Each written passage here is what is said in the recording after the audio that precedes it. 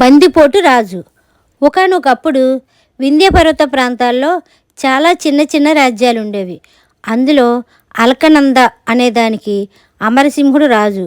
అతడి తండ్రి అమరసింహుడు 20 ఏళ్ల వయసువాడే ఉండగా కాలధర్మం చెందాడు. అతడికి పొరుగున ఉన్న చిన్న రాజ్యాలను జయించి చక్రవర్తిని అనిపించుకోవాలనే కోరిక ఉండేది. అయితే అందుకు తనకున్న అతి స్వల్పమైన సైనిక బలం చాలదు.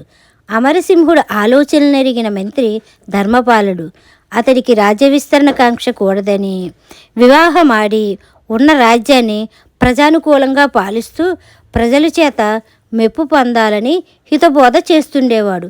కానీ అమరసింహుడికి మంత్రి హితబోధలు నచ్చేవి కావు. అతడు మంత్రితో, మంత్రివర్య, మీరలా చూస్తుండండి, అతి స్వల్ప కాలంలోనే నేను అంతులేని ధనం ఆర్జించి దానితో పెద్ద సైన్యాన్ని తయారు చేసి మన పొరుగున ఉన్న చిన్న చితుకు రాజ్యాలను జయిస్తాను. ఆ తర్వాత ఏ మహారాజో నన్ను తన కుమార్తెను భారీగా స్వీకరించమని ప్రార్థించకపోడు అనేవాడు. అమరసింహుడు అంతులేని ధనార్జనకు ఇది తిరుగులేని పథకం అనుకుంటూ ఒక ఆలోచన చేశాడు.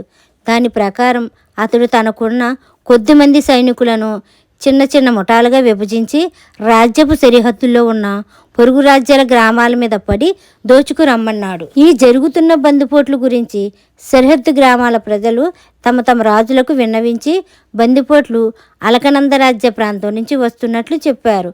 వాళ్ళు బందిపోట్లను అరికెట్టేందుకు తగు ప్రయత్నాలు చేస్తామని ప్రజలకు చెప్పి పంపేశారు. ఈ చిన్న రాజుల్లో ఒకడైన వజ్రపురి రాజు తన దూతను అమరసింహుడి వద్దకు వెళ్ళి సంగతి అతడికి వివరించమన్నాడు. అలా వచ్చిన దూతకు ఎంతో మర్యాద చేసి అమరసింహుడు, ఈ బందిపోటు ముఠాలు మీ దేశంలోనే కాదు మా దేశంలోనూ అఘాయిత్యాలు చేస్తున్నాయి. మన రాజ్య ప్రాంతాలన్నీ కొండలు అడవులమయంగా ఉండడంతో వాళ్ళ ఆటలు సాగుతున్నాయి. సరే, బందిపోటు ముఠాలను హతమార్చేందుకు నా ప్రయత్నం ఏదో నేను చేస్తాను.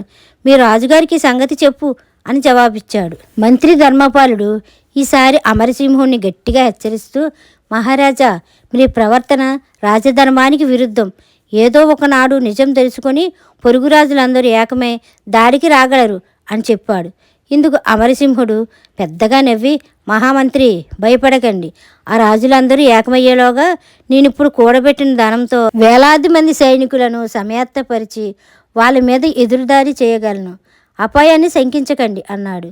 ఆ తర్వాత నెల తిరగకుండానే వజ్రపురి రాజు బందిపోట్ల ముఠాలను పంపుతున్నది అమరసింహుడేనని తన వేగుల ద్వారా తెలుసుకొని హఠాత్తుగా అలకనంద కోట మీద దాడి చేశాడు. ఉన్న కొద్దిమంది సైనికులు బందిపోట్లు ముఠాలుగా అరణ్యాల్లో కొండల్లో ఉండిపోవడంతో కోటను రక్షించే వారెవరూ లేకపోయారు.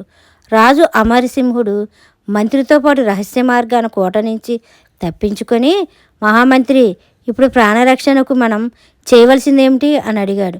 దానికి మంత్రి ప్రశాంతంగా, నేను ఇప్పుడు మహామంత్రిని కాదు, మీరు మహారాజు కాదు. మీ అన్యాయార్జితం మీకు పొరుగు రాజ్యాలను జయించి పెట్టకపోగా మీ ప్రాణాలకే ముప్పు తెచ్చింది. మీరు తక్షణం ఎటైనా పారిపోండి అన్నాడు. అమరసింహుడు వారు మాట్లాడలేక దాపులనున్న కొండకేసి పరిగెత్తాడు. ఈ కథ కనుక మీకు నచ్చినట్లయితే like, share, subscribe to Durgapriya official. Thank you for watching.